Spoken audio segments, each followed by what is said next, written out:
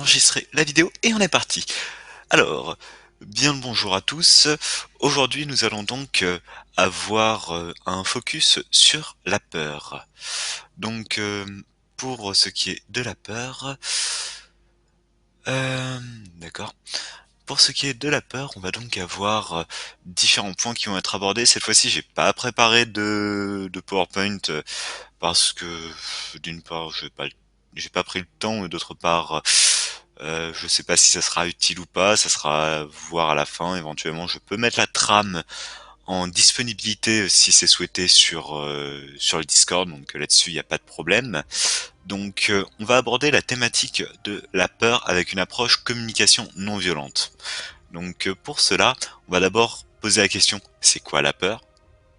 Ensuite, on va partir à la découverte de nos peurs, donc essayer de comprendre au mieux quelles sont les peurs qui nous habitent pour ensuite pouvoir mieux les digérer, les accepter. Parce qu'effectivement, si je ne suis pas au clair avec ce qui, pour moi, est ma peur, c'est difficile d'agir dessus si j'ai pas conscience de la peur qui est présente en moi. C'est pourquoi avoir conscience de la peur qui est en moi, point essentiel. Ensuite, on avance et on essaie de trouver comment résoudre les peurs, comment les digérer, comment les accepter, et du coup, ça fait aussi tout un chapitre. Alors, partons déjà sur la peur. Donc, qu'est-ce que c'est que la peur? La peur, c'est une émotion qui est fabriquée et qu'on va souvent assimiler à de la honte. On ne devrait pas avoir peur. Lorsqu'on parle de quelqu'un qui a peur, bah c'est ah t'as peur, mais vraiment il n'y a pas de raison d'avoir peur. C'est inutile d'avoir peur. Et du coup bah la personne se dit ouais je devrais pas avoir peur, je devrais pas et pourtant j'ai peur. Du coup de la honte.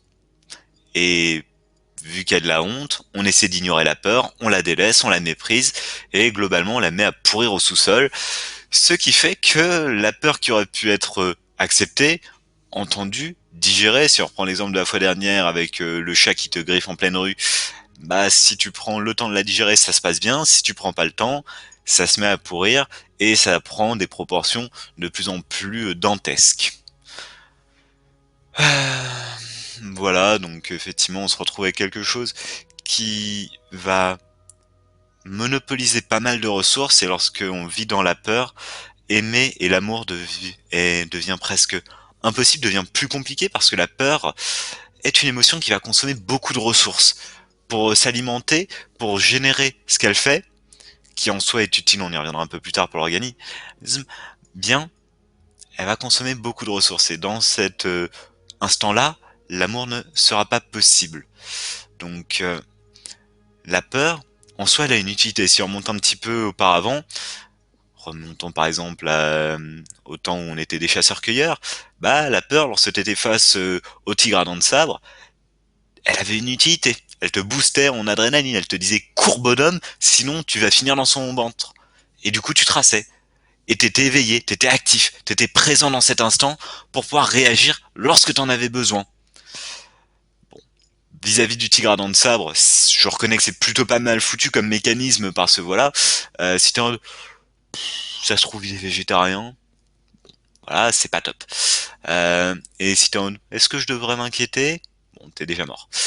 Donc la peur, mécanisme qui date d'il y a longtemps mais qui a son utilité, c'est de préserver la vie.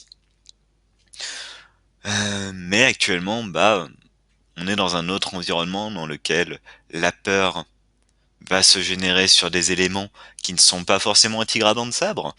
Donc par exemple, la peur de parler en public, la peur de pas réussir à payer ses factures, beaucoup de stress qui peut être généré par là, et du coup, on peut s'épuiser extrêmement rapidement parce que bah, on n'est pas capable de résoudre ça, la peur reste en permanence et elle bouffe énormément de ressources. Donc la peur, c'est aussi une émotion qui est reliée à des besoins qui ne sont pas nourris. Donc si on reprend le schéma OSBD, observation, sentiment, besoin, demande, la peur est un sentiment qui est relié à certains besoins et qui du coup va utiliser certaines stratégies après, un peu de manière mécanique lorsqu'on n'en a pas conscience, pour essayer de répondre à ses sentiments. T'as l'observation, directement, s'il n'y a pas de conscientisation de cela, observation, bam, réaction directe, je me mets à hurler et je me barre en courant dès que j'ai vu la petite araignée. Ok, réaction directe. Alors que si on prend le temps d'observer, de comprendre le mécanisme entier, on peut peut-être avoir un contrôle plus important dessus. Donc la peur, elle va se manifester par des signaux physiques, les tremblements, les hurlements, la crispation, par exemple, mais aussi par des pensées, de l'inquiétude, de la paralysie mentale, ou des pensées qui vont s'agiter à ne plus savoir quoi en faire et à ne plus trouver un seul instant pour réfléchir, pour penser. La peur, comme je le disais précédemment, elle est liée à un besoin de sécurité. Elle est liée au cerveau reptilien. Un cerveau qui fonctionne de manière assez, pas simple, mais primaire. Lorsqu'il y a une menace, il y a trois principales réactions possibles. J'attaque, si j'estime que j'ai mes chances. Je fuis, si j'estime que j'ai aucune chance. Et si aucune de ces deux réponses n'est valable, il y a la troisième option qui va se passer parfois, c'est faire le mort. Espérer que ça passe. Espérer que j'y survive.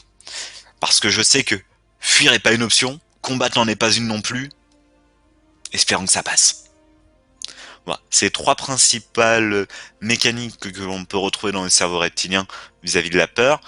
Et c'est un des éléments du cerveau qui est mature le plus rapidement, le plus tôt possible, le plus tôt, parce que c'est essentiel pour le corps, pour ton développement, pour comment tu vas fonctionner. C'est une partie du cerveau qui est mature selon certains même avant la naissance. Donc après, je suis pas docteur, donc je m'avancerai pas là-dessus. Et c'est connecté, ça fait partie du bulbe rachidien de ce que je lis, qui est connecté à la moelle épinière. Donc ça va être quelque chose qui va être très rapide dans la réaction. Ça va pas passer par un processus mental développé pour générer la réaction. Ça va être dans l'instantané. Bon, voilà, ça c'était un petit peu pour la partie, on va dire,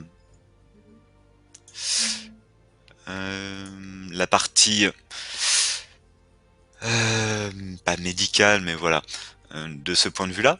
Et ensuite, on va avoir effectivement la peur qui va s'ancrer dans les moments désagréables. Concrètement, la peur n'est pas un inné. La peur est un acquis.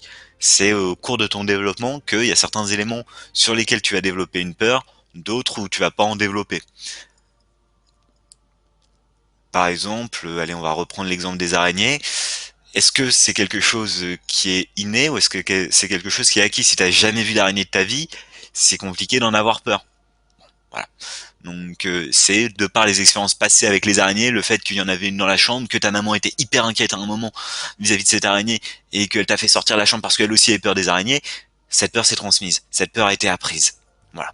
Après, il y a d'autres peurs, on pourrait débattre là-dessus, mais déjà sur la question de ce qu'est la peur, c'est quelque chose qui est appris à mes yeux. Et c'est aussi quelque chose qui fait partie de notre éducation. Éducation, j'entends par là, la manière dont on nous apprend les choses, c'est souvent par le fais pas ça, sinon. Sinon tu vas être puni, sinon tu vas être frappé, sinon tu vas avoir mal. On nous apprend à agir pour éviter, pour souffrir, pour éviter la souffrance. Donc ça part d'une bonne intention, mais on est dirigé par la peur en permanence. Et on est avec quelque chose qui de base est quand même utile. Hein. C'est utile, comme je le disais précédemment, pour préserver la vie, la peur. Voilà. Donc ça, c'est les premiers éléments que je souhaitais mentionner vis-à-vis de la peur. Donc je vais en appeler aux deux personnes qui sont présentes sur le Discord avec moi pour savoir si j'ai été clair sur la manière dont je considère la peur en fait. Est-ce que il y a des éléments qui sont allés peut-être un peu vite ou sur lesquels vous souhaitez un éclaircissement? Nico Talf? Non, moi ça ira, mais j'ai un peu peur que tu poses des questions à la fin que ce soit noté. Non, aucun risque là-dessus. Mais effectivement, il y aura quand même quelques, pas devoirs, mais des éléments que je vous inviterai à faire si vous souhaitez creuser un petit peu sur les peurs. Il y aura du coup une méthode sur comment gérer, comment apprivoiser la peur en fait, Et à partir de là, si vous souhaitez vous engager là-dedans, bah, vous aurez une méthode. Je dis pas que c'est la méthode absolue qui vous permettra de faire disparaître toutes vos peurs, mais vous serez peut-être un peu plus outillé qu'avant. C'est l'objectif. Voilà. Bien. Neko, si t'as un truc à Bah, rajouter. Oui. bah, la question aussi à se poser, c'est bah ouais, la peur à quel point en fait, parce que certains considèrent que tout ce qui est angoisse, nervosité est une forme de peur, mais restreinte. Enfin, Alors, euh, angoisse, nervosité, effectivement, sont reliés à certaines peurs. Donc après, la question, c'est creuser quelle est la peur qui se trouve derrière, quel est l'élément qui va faire que bah ça va trigger. Pourquoi est-ce que tu as cette angoisse vis-à-vis de, allez, on va dire par exemple des factures, de pas être capable de les payer? Bah c'est pour quelque chose qui relève de ta sécurité. Ta peur va te dire, faut que tu fasses gaffe, faut que tu payes ces factures, faut absolument que tu les payes, sinon tu pourrais te retrouver à la rue. Et elle va te mettre cette alarme en mode warning de, on a un gros souci, on a un gros souci, faut que tu payes ces factures, faut que tu payes ces factures, sinon qu'est-ce qui va se passer? Et enfin voilà, je prends l'exemple des factures, mais je pourrais prendre d'autres exemples.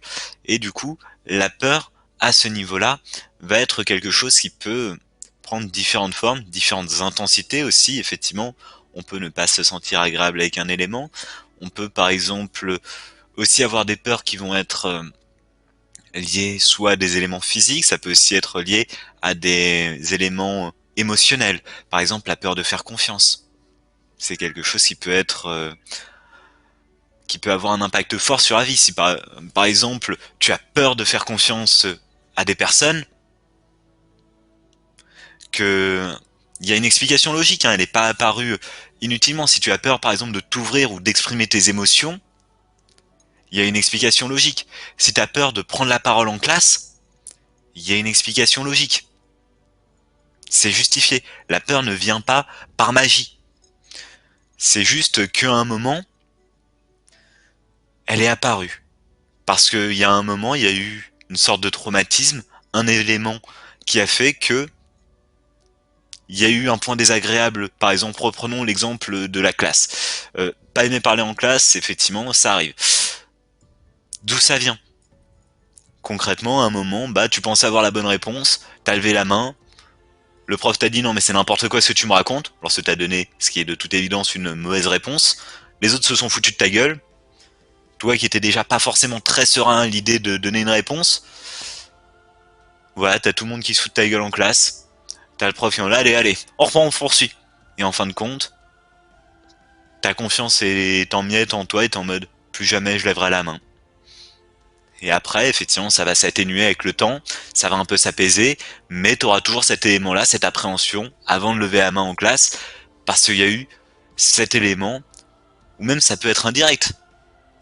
T'as vu une personne lever la main, tout le monde s'est foutu de sa gueule, t'es en mode, je sais pas ce que je ferais si ça m'arrivait. Est-ce que j'arriverai à y survivre? Après, en tant qu'adulte, tu te dis, bah oui, effectivement, t'arriverais parfaitement à y survivre, etc.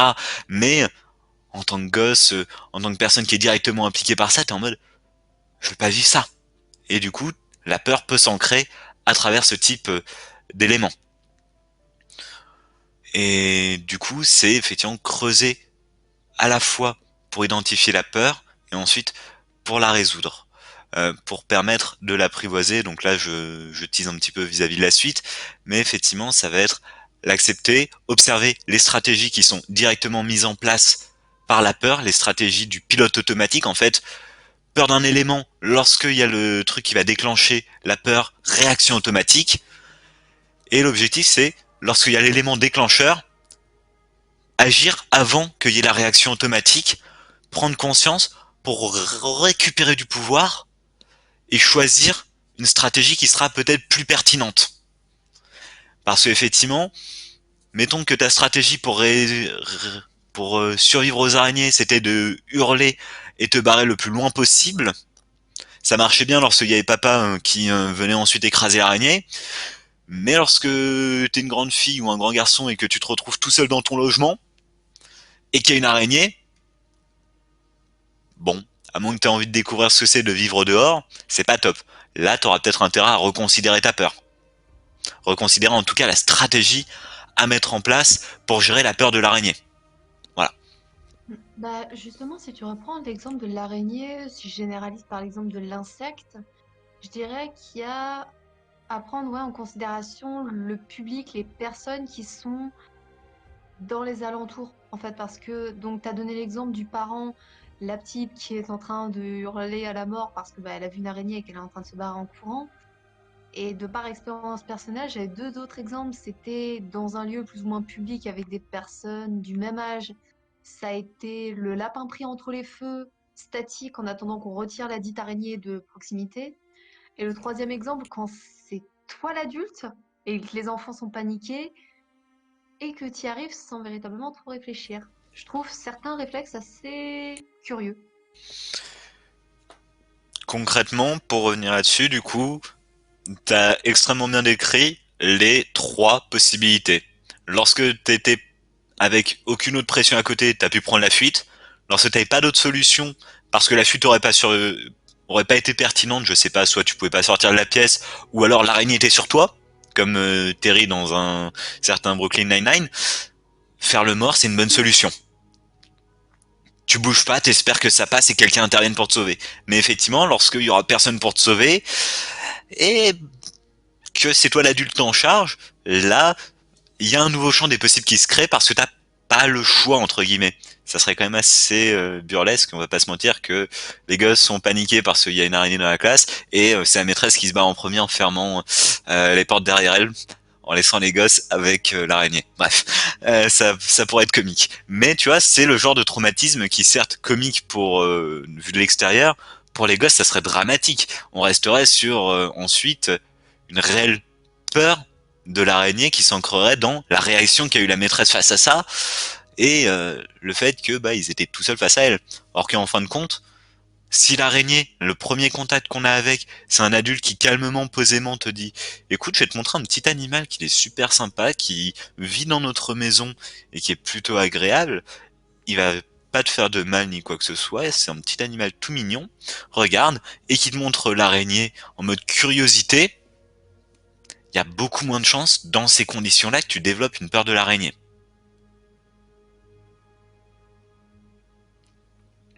Donc voilà. Mhm. Alors, du coup, pour poursuivre, l'objectif, ça va être d'identifier ses peurs. Identifier ses peurs et voir celles sur lesquelles on souhaite travailler. Donc, je conseille cependant quand même de se concentrer sur une peur à la fois. Ça sert à rien d'essayer d'en travailler 15 à la fois parce que bah, ça va pas avancer énormément le schmilblick. Mais voilà, identifier une peur pour pouvoir prendre conscience de celle-ci, de ton impact sur ta vie, et ensuite pouvoir essayer de gagner un contrôle sur elle. Et je mets d'abord quelques petits disclaimers, on va utiliser ce mot-là. Euh, il y a différents éléments qui me semblent importants. Donc il y a d'une part la responsabilité émotionnelle, c'est assumer ses propres émotions. Donc par là je mentionne le tu m'as fait peur, tu m'as mis en colère. Voilà, la colère, la peur viennent de moi.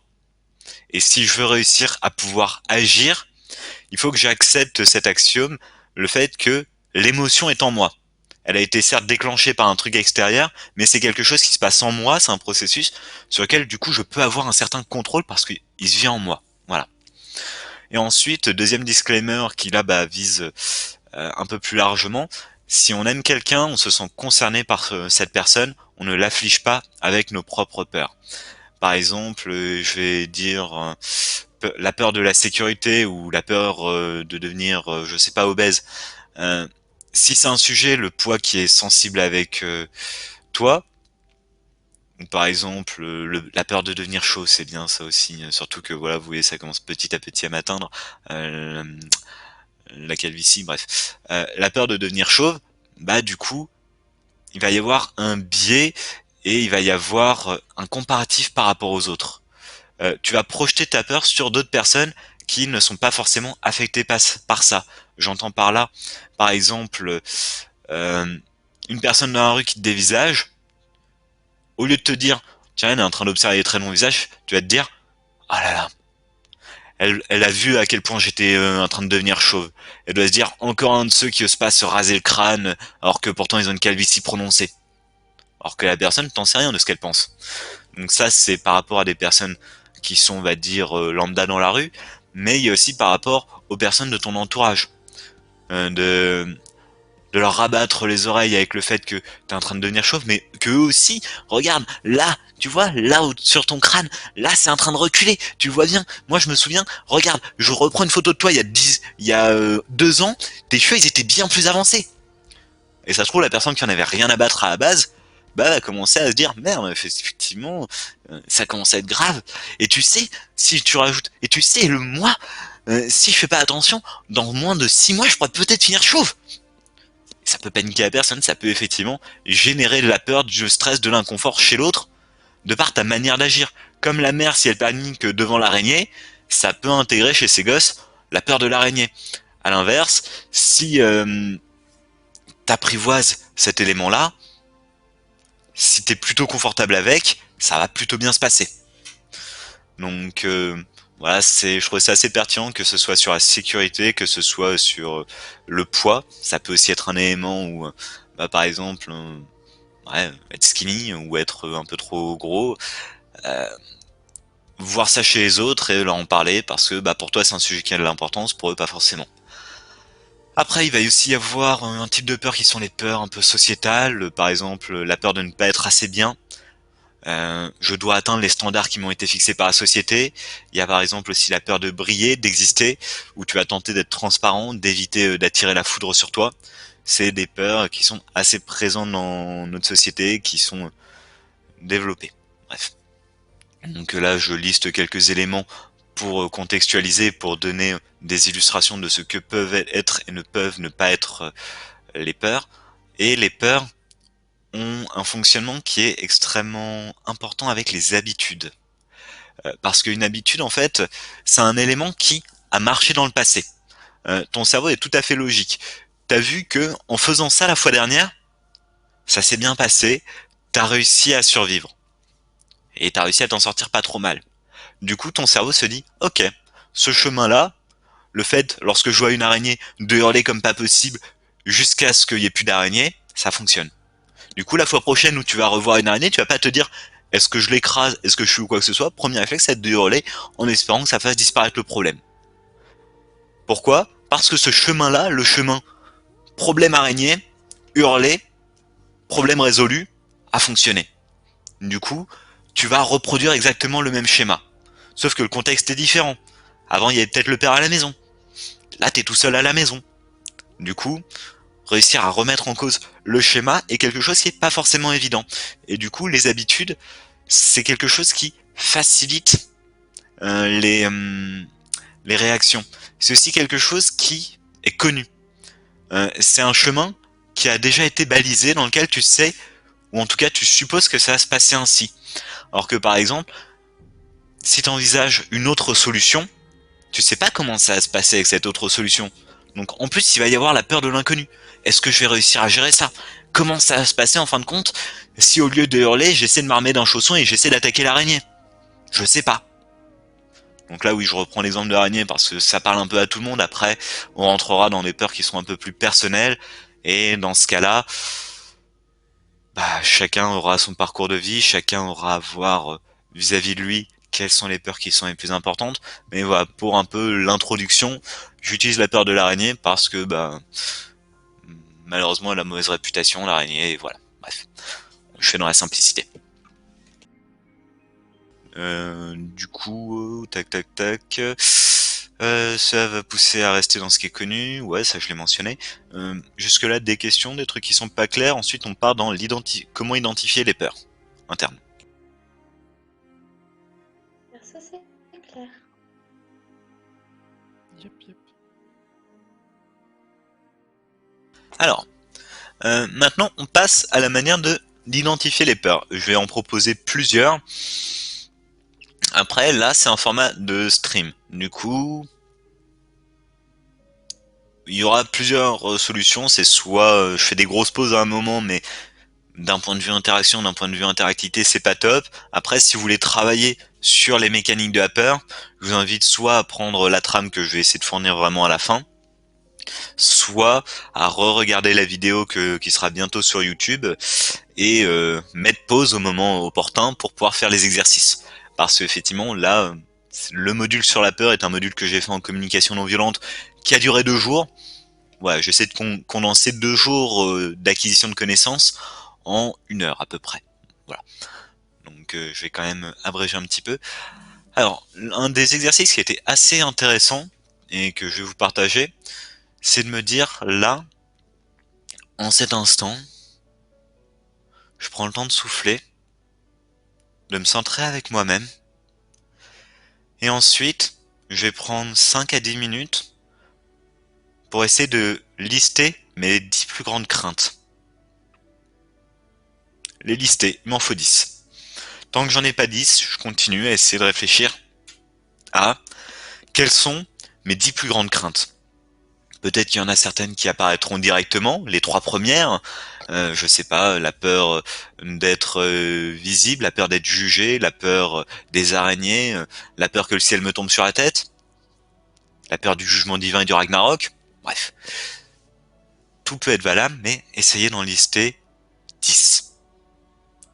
Ça force à creuser un petit peu, parce que effectivement, les 5 premières, ça peut être easy, les 5 suivantes, peut-être un petit peu moins. Et ça permet d'avoir un panel.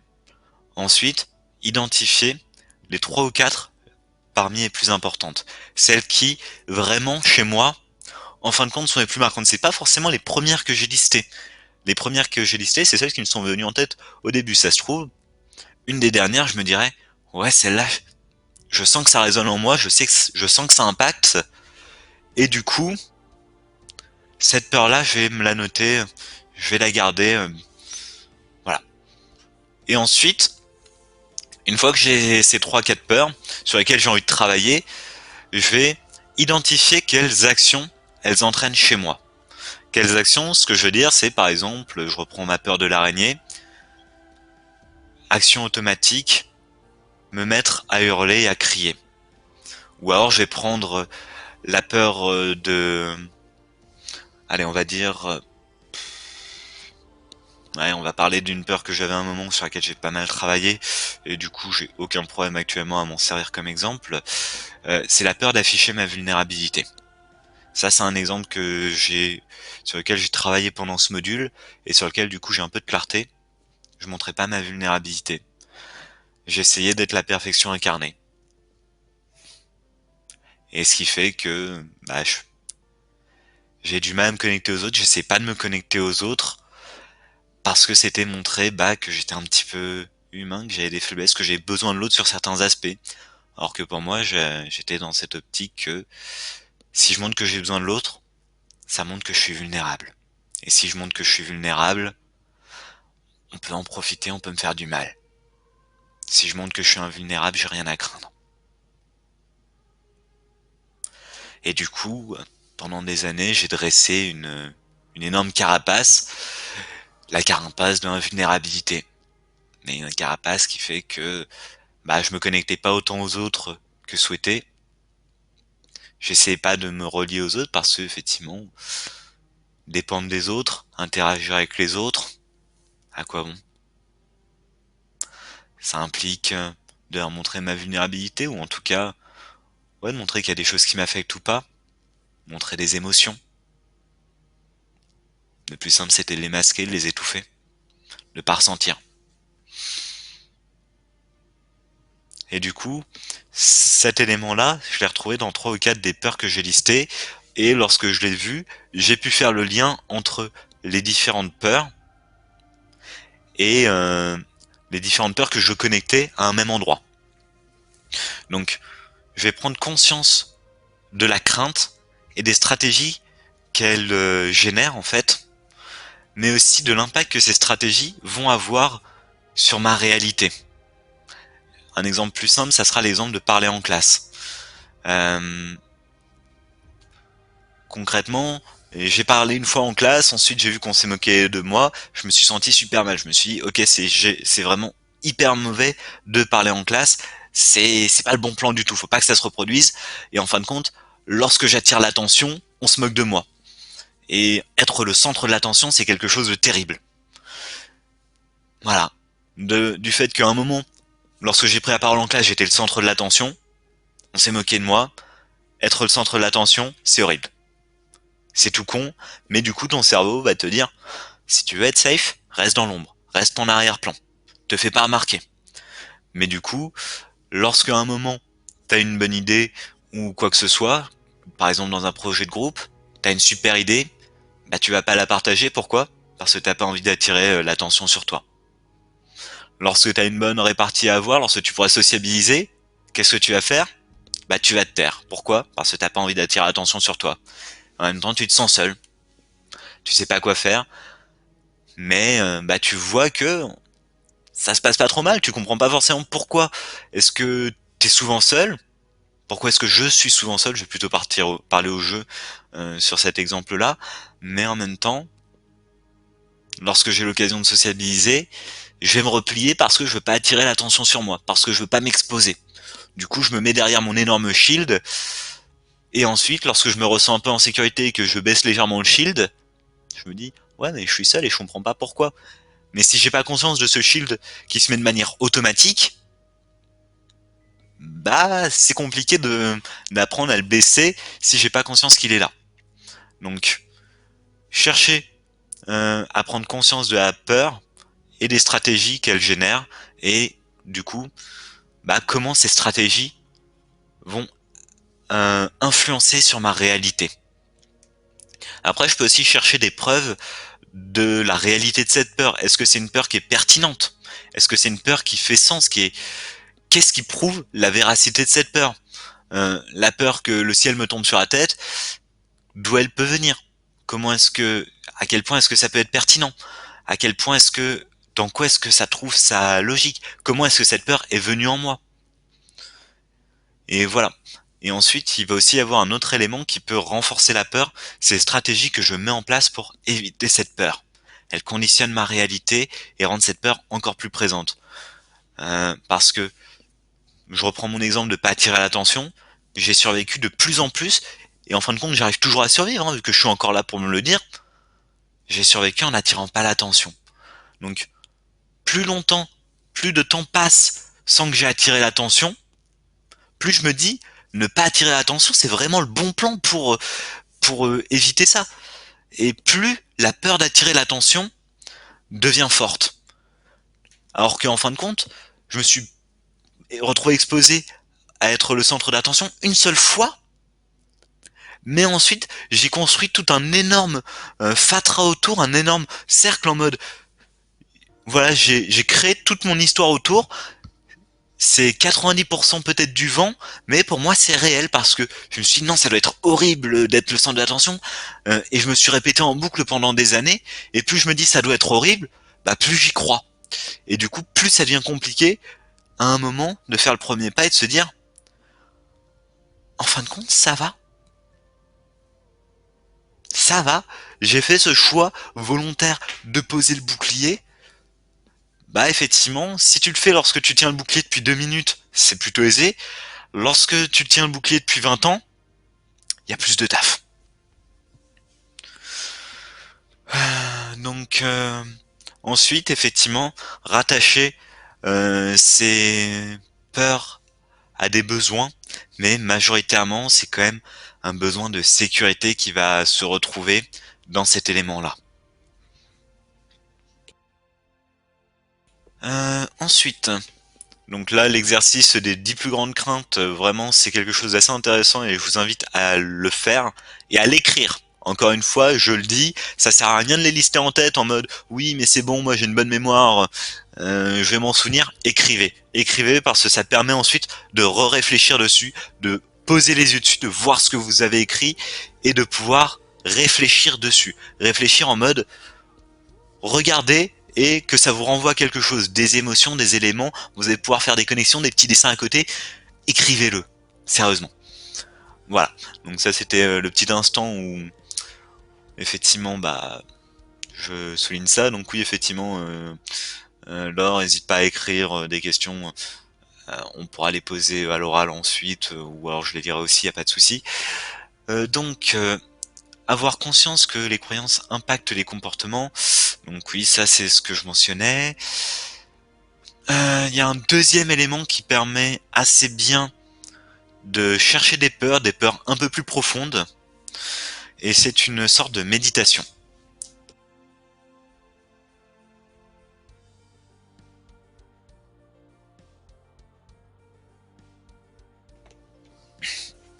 Non, on a deux possibilités, c'est une méditation qui va creuser sur les peurs.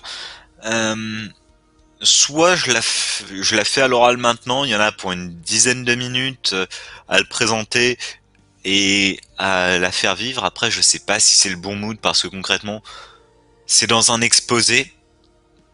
Vous la ferez pas forcément. Et en fin de compte, je sais pas à quoi ça amènera. Ou alors, je vous présente les bases de la méditation, les éléments clés de celle-ci, ce qu'il faut en retenir. Et je vous donne les éléments pour, lorsque vous aurez le temps, la faire chez vous dans un process plus complet. Lorsque par exemple vous serez dit, bah je me bloque 1 heure pour réfléchir sur mes peurs. Et dans ce cas-là, utiliser cette méditation aura un sens parce que vous pourrez creuser là-dessus. Parce que là, ça m'ennuiera un petit peu en fait de partir à la pêche aux peurs et pas prendre ensuite le temps de les traiter. C'est pour ça que je suis pas trop chaud pour faire la méditation en fin de compte. Je peux en donner les bases, mais j'ai pas envie que vous la meniez en cet instant.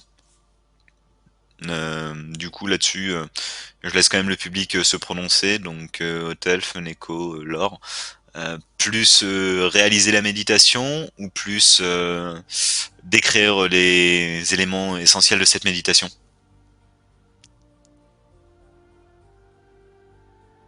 J'aurais dit la description avant la méditation, mais ça risque de nous induire aussi un peu en erreur ou de changer notre vision. Hmm. Ça te va. Ouais, du coup, bah, je vais poursuivre sur ce que je pense être le plus pertinent. Ça va être une méditation que on va du coup pas faire ce soir, mais qui est une méditation qui est basée sur l'élan de vie. Alors qu'est-ce que l'élan de vie? C'est ce qui te pousse à agir sans contrainte, à contribuer à la vie. Les choses que tu fais par envie de les faire, pas par contrainte ou par peur, mais les choses que tu fais, j'ai envie de dire presque naturellement, pour contribuer à rendre le monde plus merveilleux. Donc, c'est être une méditation qui va être basée sur cette relation entre l'élan de la vie et les peurs. Donc, pour faire cette méditation, d'abord, ça va être se poser dans un coin calme, se redresser, prendre quelques inspirations, se calmer intérieurement, se centrer sur soi, et ensuite plonger vers son passé.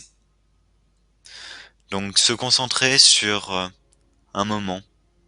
Par exemple, lorsque j'ai eu 20 ans, me demander comment est-ce que j'accueillais mes élans de vie? Comment est-ce que j'interagissais avec eux lorsque j'avais 20 ans? Lorsque du coup, pour moi, j'étais à la fac.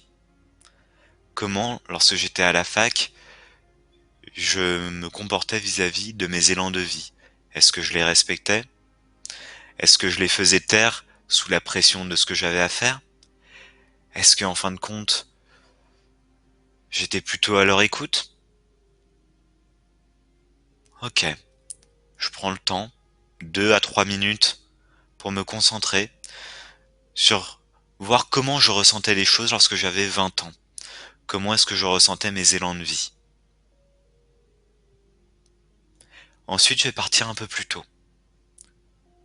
Lorsque j'avais 15 ans, que j'étais à la, allez, fin du collège, début du lycée,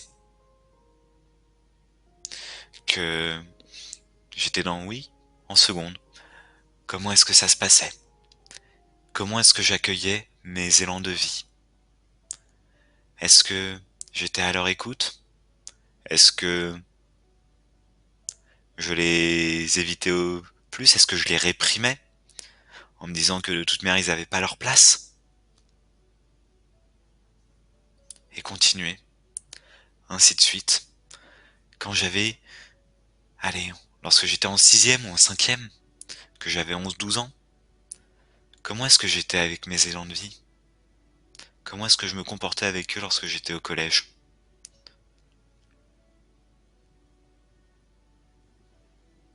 Prendre le temps d'observer, voir comment j'étais au collège. Est-ce que j'étais un petit garçon ouvert, joyeux, plein de cette vie enfantine, ou est-ce que déjà, à ce moment-là, j'avais construit une carapace pour me protéger du monde, pour me protéger de l'extérieur, une carapace qui est née d'éléments qui étaient peut-être douloureux, qui se sont déjà formés, et identifiés que ouais, cette carapace était peut-être déjà là au collège, ou peut-être qu'elle n'y était pas, et continuer à creuser. Lorsque j'étais en primaire, lorsque j'étais par exemple en CE2, comment c'était pour moi? Est-ce que cette carapace était déjà là? Est-ce que je répondais à mes élans de vie? Est-ce que cette carapace était épaisse? Juste observer. Et si je sens que cette carapace était déjà là, à ce moment-là, en CE2, essayer de me souvenir de la 3e section de maternelle, de voir comment c'était à ce moment-là. Et revenir petit à petit jusqu'aux éléments, les premiers moments où j'ai senti une carapace se former. Où j'ai senti qu'il y avait quelque chose qui m'avait fait mal, qui m'a incité à me protéger, quelque chose qui était désagréable pour moi, et où je me suis dit je veux pas que ça se reproduise, j'ai peur de cette chose, ça se reproduira pas, je ferai tout pour que ça se reproduise pas.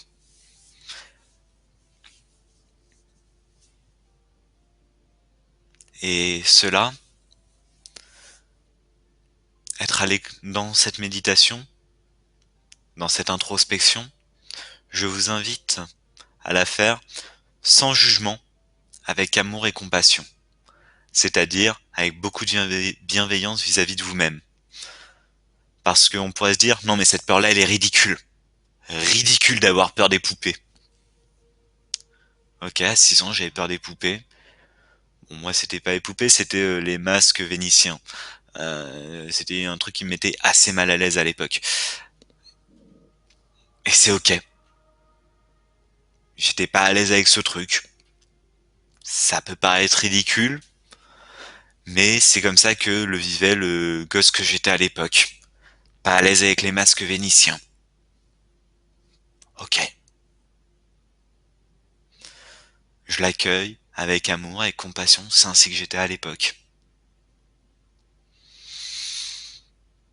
Et à partir de là, on va pouvoir résoudre les peurs. Donc moi, par exemple, une peur euh, que j'ai découvert assez récemment, donc là je vais faire un rapide topo là-dessus, c'est lors d'une partie de League of Legends, je me suis aperçu que j'avais une réaction disproportionnée à un élément.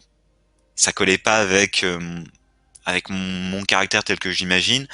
Certes, il y avait un peu de frustration vis-à-vis de la partie, mais que l'élément me fasse autant réagir, je me suis dit, il y a un truc qui va pas. Je me suis dit qu'il y a un truc qui colle pas. Alors du coup, j'ai pris mon petit barda de gars de la CNV qui a étudié un peu la peur, et je suis parti creuser d'où ça pouvait venir. Et ce que j'ai trouvé, bah, c'est que je fais pas confiance à l'autre. Je fais pas confiance aux gens que j'aime. Ça serait peut-être un manque de foi en eux. Parce qu'effectivement, depuis tout petit, c'est les gens que j'aime qui me font mal. C'est pas les gens inconnus dans la rue qui viennent me coller une tarte alors que je les connais pas. Même si ça, il y en a eu un peu plus tard qui sont venus m'en coller une. Mais c'est une autre histoire pour un autre moment. Mais ce sont les gens qui me sont proches, qui me font du mal. Que ça soit en 2e section de maternelle, une personne qui me raquette mon goûter en prenant en otage mon petit cheval. Elle avait aucune raison de le faire. Mais voilà, ça a créé un premier précédent. Que ce soit une personne que je considère mon ami qui m'a balancé de la glace sur la gueule lorsque j'étais en primaire, ça crée un autre précédent.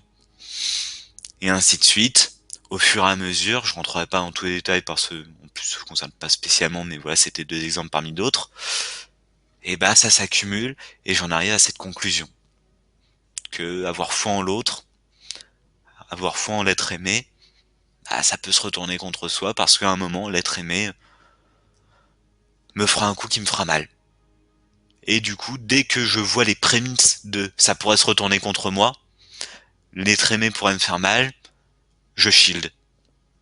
Et effectivement, lorsqu'il y a eu ce petit élément-là, je me suis aperçu que je voyais toute ma muraille de Chine intérieure qui était en train de se remettre en place. Et alors que j'avais fait un travail pendant quelques années pour abaisser cette muraille et montrer ma vulnérabilité, je l'ai senti qu'il se remettait en place très violemment. J'étais en mode, ok, on va pas réagir pour l'instant, on va voir plus tard le comment du pourquoi. Et du coup, j'ai pris le temps de creuser, d'essayer de comprendre, et j'en suis arrivé à peu près à ces conclusions-là, globalement. Hop, petit transfert de thé. Et ça permet du coup ensuite d'arriver à la question de comment est-ce qu'on résout ça, comment est-ce qu'on résout les peurs. Parce que c'est très bien, Kieran, Sianer. Tu nous as parlé de comment, qu'est-ce qu'une peur, comment la trouver, et maintenant, bah, j'ai des peurs en moi. J'ai des peurs dont j'ai bien conscience. Bah, j'ai envie de vous dire déjà, d'une base, c'est génial d'avoir conscience de vos peurs. C'est le premier pas. Et ensuite, qu'en faire, ça vient juste après un tout petit instant. Voilà. Alors, du coup, les peurs. Comment est-ce qu'on les traite? La première manière pour les traiter, entre guillemets, c'est d'en prendre conscience. Oui, tu le dis depuis tout à l'heure, Kieran, donc on a bien compris, mais c'est de se différencier de sa peur. Avoir conscience que mon esprit n'est pas ma peur. Techniquement, si on va encore un peu plus loin, je ne suis pas mon esprit, je ne suis pas ma peur, je ne suis pas mes émotions, je ne suis pas mon corps, je suis quelque chose qui englobe tout ça. Par exemple, ma main fait partie de moi, je la contrôle, mais si on me la coupe, bah je reste quand même Kieran, je reste quand même Sianer, même si bon il me manquera une main, mais en soi je reste quand même moi. C'est pas parce que ma main disparaît que un morceau, enfin, que je ne suis plus moi. Voilà. Donc je ne suis pas ma peur, la peur fait partie de moi. Et donc, apprendre à s'en distancier, c'est quelque chose qui peut être utile. Parce que une fois que j'arrive à prendre de la distance avec un objet, je peux l'observer. Lorsque, par exemple, ma main est là, j'y vois pas grand chose. Je vois juste que, bah, d'une part, mes lunettes vont être sales, et d'autre part que, ouais, je sais même pas ce qu'il y a devant moi. Je vois juste un gros truc euh, couleur chair, voilà. Alors que si je prends un peu de distance, hop, là je vois ma main, je peux voir que j'ai 5 doigts, je peux voir comment ça fonctionne, et du coup, je peux prendre de la distance avec, et mieux l'apercevoir. Donc l'identifier, l'observer, par exemple la dessiner, ça peut aussi être intéressant. Dessinez vos peurs, ça, pour les artistes parmi vous, faites-vous plaisir. Dessinez-les pour les illustrer, pour leur donner corps, pour les exprimer d'une manière autre que lorsque vous la vivez, que lorsque vous vivez l'instant désagréable de la peur. Et ça permet de l'apprivoiser, de la comprendre, de se sentir moins démuni face à elle, de, ouais, de vivre en sa compagnie, de s'apercevoir que ta peur t'est utile en soi. Des questions par rapport à ce premier élément?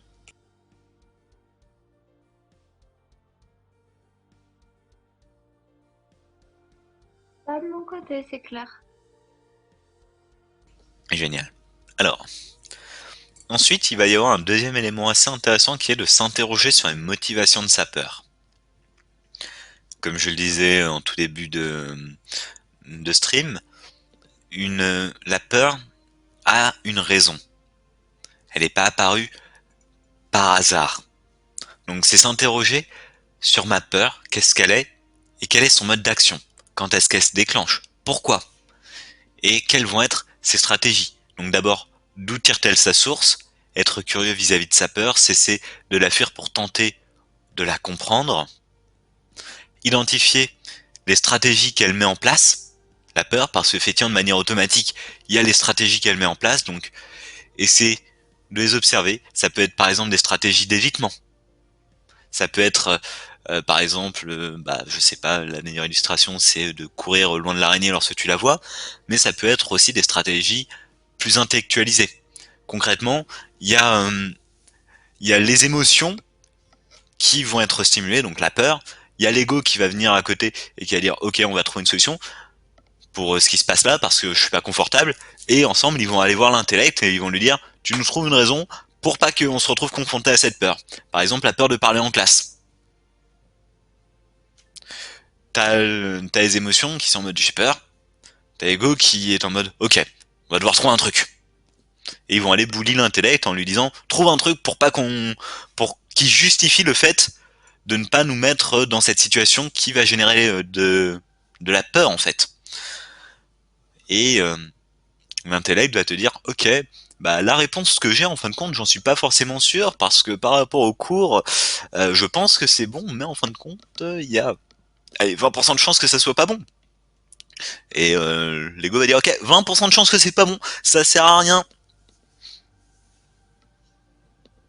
Et du coup bah c'est justifié. Pareil, la peur d'aborder une demoiselle et de lui enfin par exemple une camarade de classe ou quoi que ce soit. Non mais là aujourd'hui je me sens pas bien, je suis pas bien habillé. Je sais pas ce que je vais lui dire là parce que j'ai prévu qu'elle mette aujourd'hui son petit haut rose et en fin de compte elle a un haut bleu. J'avais pris une super pick-up line sur le haut rose comme quoi ça lui allait à merveille et que on aurait dit je sais pas rose qu'est-ce qu'il y a de rose et mignon.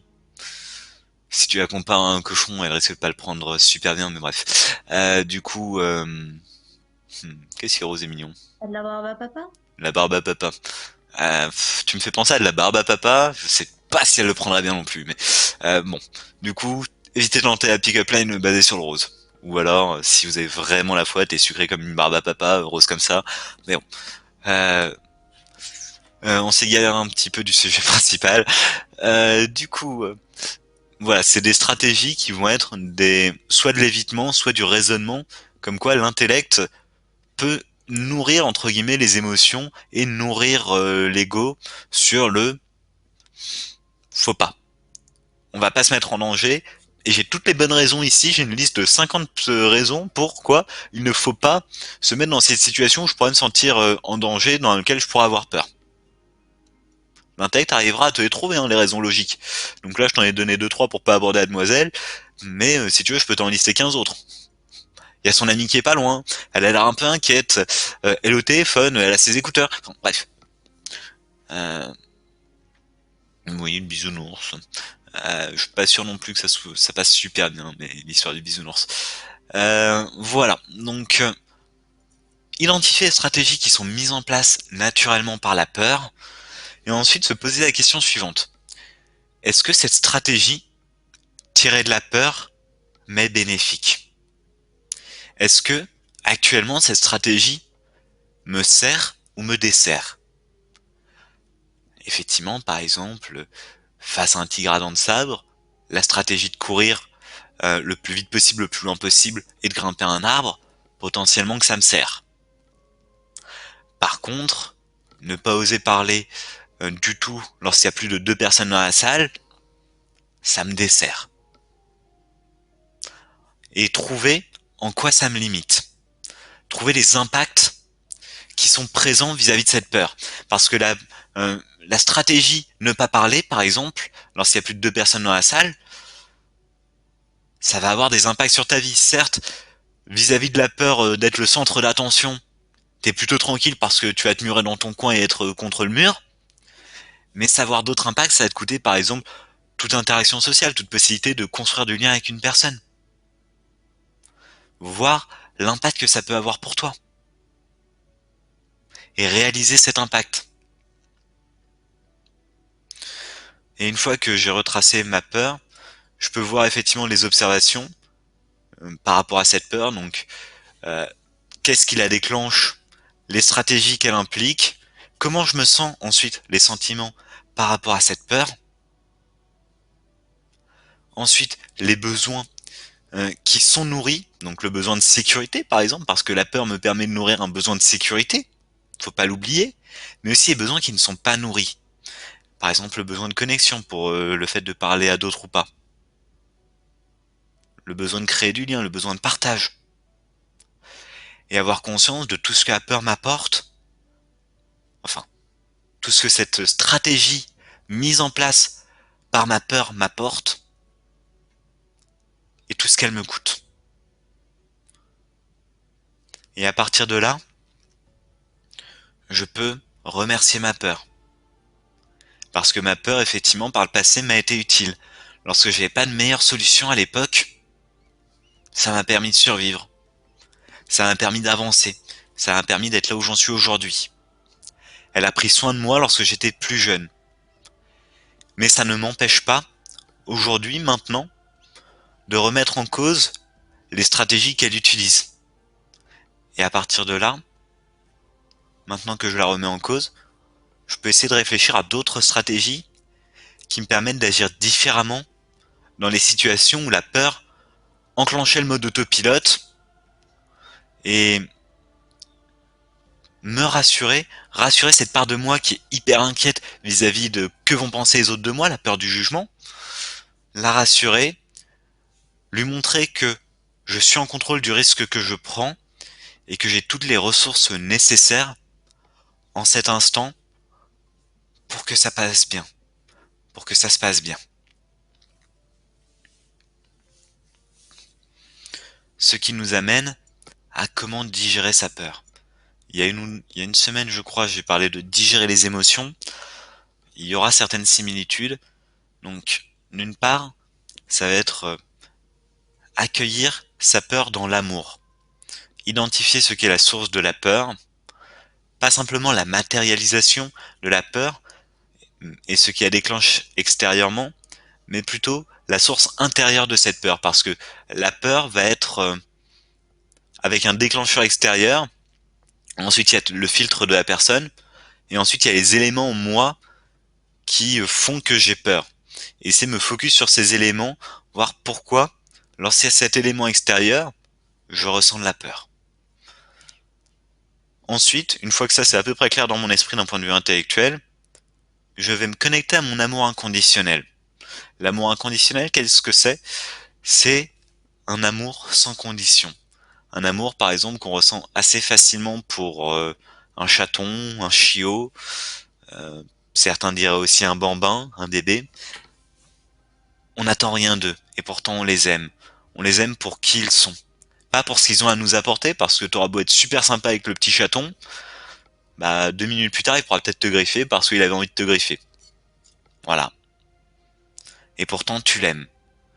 Qu'il te fasse du mal ou qu'il te fasse pas de mal, qu'il te blesse ou pas, ce petit chaton tu l'aimes. Y a pas de raison. Juste sans condition, sans qu'il t'apporte quoi que ce soit, tu l'aimes. Et savoir cet amour inconditionnel, se l'offrir à soi et accueillir la source de la peur dans cet amour inconditionnel. Un peu comme un nénuphar sur un lac. Pour poursuivre la métaphore, du coup, le lac, c'est mon état mental de cet instant, dans lequel je me suis connecté à mon amour inconditionnel vis-à-vis de moi, dans lequel je déborde de cet amour, en cet instant. Et une fois que je déborde de cet amour, de cette énergie de vie, en fait, je vais y accueillir cette petite part noire de moi, cette peur, cette part qui est pas rassurée, et je vais lui dire que c'est ok. Qu'en cet instant, tout ira bien. Qu'il n'y a pas, qu'elle peut être telle qu'elle est, qu'elle peut s'exprimer, et qu'elle peut être là. Et que être là, c'est pas si terrifiant que ça, en fin de compte. C'est un message. La peur vient m'apporter un message, le message que dans cette situation, je peux me méfier. Et à la peur, je peux lui dire que je l'ai entendu. Et que je la remercie pour cela. Et à partir de là, choisir la manière dont j'agis. Ensuite, donc ça c'est plutôt d'un ordre méditatif. Ensuite, il existe une autre méthode qui est la méthode Tipeee. Donc la méthode Tipeee, c'est une méthode que vous pourrez trouver sur internet. C'est technique d'identification des peurs inconscientes.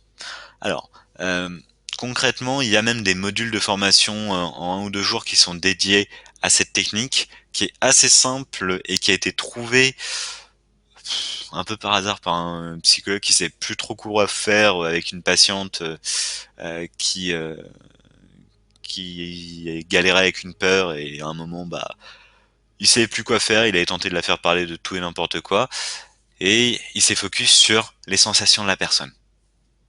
Et c'est exactement ce qu'on fait dans cette méthode. Un peu comme la semaine dernière, j'évoquais que le corps permet de digérer les émotions. Là, c'est exactement la même chose. Donc, ça va être se poser à un endroit calme, prendre le temps d'une ou deux inspirations, puis se connecter à un moment qui déclenche la peur, jusqu'à la ressentir dans ton corps. Donc effectivement, si tu repenses à un truc où tu t'es senti inquiet à l'époque, mais que maintenant ça t'évoque rien, c'est peut-être pas le bon sens, c'est peut-être pas le bon élément sur lequel te concentrer. L'élément qui sera pertinent, c'est l'élément où tu vas ressentir la peur en toi. Cette peur qui, par exemple, va te serrer au niveau du ventre, va te serrer la gorge, et que tu vas ressentir peut-être un poids comme une boule de métal qui va peser dans ton estomac. Je sais pas. Mais voilà, tu vas te concentrer pour identifier, enfin pour te connecter à cette peur. Et une fois qu'elle est bien présente en toi, dans cet endroit où tu es en sécurité actuellement, mais tu es connecté à cette peur, tu vas te concentrer et décrire à voix haute comment évoluent tes sensations corporelles. Pas essayer de les analyser ou de leur donner une explication logique, mais simplement, pendant 30 secondes à une minute, décrire l'évolution de tes sensations corporelles. Normalement, la méthode Tipeee, c'est pas censé dépasser, je crois, 1 minute 30 de mémoire. Et c'est juste décrire tout ce qui se passe. Donc, par exemple, là, je sens que ça se serre au niveau de mon estomac. Ensuite, ça remonte au niveau de la gorge. Je sens dans la gorge comme un étau. Et là, ça passe au niveau de la mâchoire où j'ai des picotements dans la mâchoire. Ça va au niveau de la nuque. Ça reste au niveau de la nuque. Et voir en chaque instant comment évolue la sensation. Et si je me déconnecte, parce que ça c'est quelque chose qui arrive, lorsque je vais commencer à partir dans la réflexion, dans les analogies ou quoi que ce soit, et que je me déconnecte de la sensation, de mes sensations corporelles reliées à cette peur, j'en prends conscience et je recommence à zéro. Je resummon la peur, je la réinvoque, je me reconcentre sur mes sensations, sur ce que je vis en moi, sur mes sensations corporelles, et je vois comment ça évolue. J'aurais peut-être à le faire une fois, deux fois, trois fois, mais normalement, très rapidement, la peur va être pas s'évanouir, mais pas loin. Là-dessus, je vous invite à l'essayer. Il y a certaines vidéos YouTube qui parlent en précision, en détail de cette méthode. T'as des formateurs et des formations Tipeee un peu partout en France, donc si vous voulez vous y former, n'hésitez pas. Si vous voulez essayer tout seul dans votre coin, n'hésitez pas non plus avec ce que je vous ai donné comme élément. C'est déjà suffisant. Vraiment, la méthode telle qu'elle m'a été enseignée, c'était suffisant. C'était ça, concrètement. Et ça fonctionne plutôt bien. Alors ça dépend sur quel type de peur. Il y en a certaines sur lesquelles ça demandera plus de digestion que d'autres. Il y en a certaines sur lesquelles ça demandera aussi un rappel. Donc le rappel, moi, c'est quelque chose qui m'a beaucoup aidé. C'est un mantra personnel pour se rappeler de la relation que l'on choisit d'entretenir avec sa peur. Et moi, par exemple, le mantra que je me suis fixé, enfin mantra, oui, techniquement, c'est deux, trois syllabes que tu prononces, mais c'est une phrase que je me répète comme un mantra, pour m'en souvenir. Le fait que je suis plein de ressources et que je choisis mon degré d'ouverture à l'autre. Ma sécurité est dans ce choix. C'est un mantra avec lequel je suis ressorti de cette formation parce qu'effectivement, j'ai pu prendre conscience à ce moment-là du fait que je dissimulais totalement ma vulnérabilité aux autres et que j'essayais d'avoir cet aspect quasi invulnérable. Bref. Donc je voulais pas l'oublier Je voulais pas oublier la manière dont je souhaitais interagir à partir de maintenant avec le monde, et c'est pour ça que je me suis orienté là-dedans. Donc un mantra, ça vous permet de fixer les choses, de vous en souvenir. Voilà. Du coup, à ce niveau-là, on en arrive au fait qu'on a digéré la peur, et à partir de là, on a un champ des possibles qui s'ouvre. Le champ des possibles de vivre dans la joie, d'être connecté à l'élan de vie, donc l'élan de vie que je mentionnais précédemment, celle de contribuer à une vie plus merveilleuse, de choisir de nourrir l'amour plutôt que la peur, d'avoir du coup plus de mana pour l'amour, vu qu'il n'y a pas la peur qui consomme en tâche de fond 60% de ton mana, et du coup se concentrer sur ça, sur les besoins que je peux vivre à présent et les savourer, les besoins qui sont nourris de par mes nouvelles actions, de par la manière dont je choisis d'interagir à présent. C'est différent tout simplement.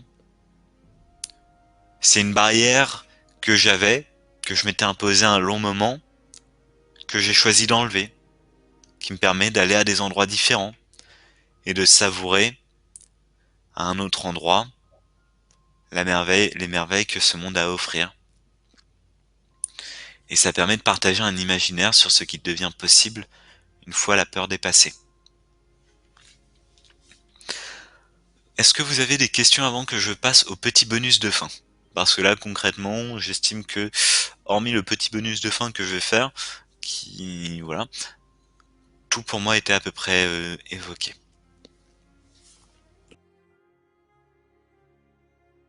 Pas de questions de mon côté. Non plus de mon côté.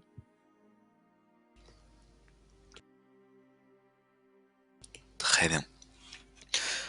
Alors, ce qui a marqué ce qui a marqué la fin du module de CNV, ça a été un moment que j'ai trouvé assez intéressant, assez riche, qui était la question suivante. Quelle phrase aimerais-tu t'entendre dire? Quelle phrase est-ce que tu as toujours eu envie qu'on te dise? Que quelqu'un te regarde dans les yeux et te dise cette phrase, même s'il n'est pas la personne la mieux placée pour te la dire. Ça peut être Kieran, tu as le droit de briller, ou alors Kieran, tu peux rayonner, tu peux exposer ta vulnérabilité. Tu as tout ce qu'il faut pour être aimé. Ce genre de choses. Des phrases, ou même simplement merci. Pour certaines personnes, tous ces ont rêvé d'entendre pendant un long moment, c'est juste un merci. Un merci qui est pensé. Merci pour ce que tu offres à ce monde.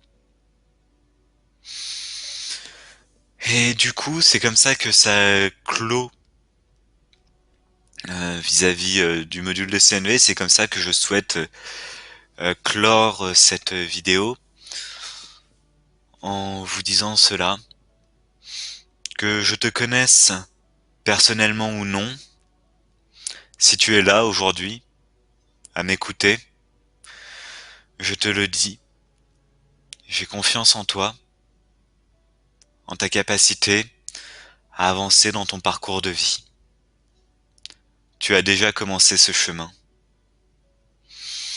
Avance à ton rythme, mais n'abandonne jamais. Jamais. Sois patient et aimant avec toi-même, s'il te plaît. J'ai confiance en toi. Prends soin de toi.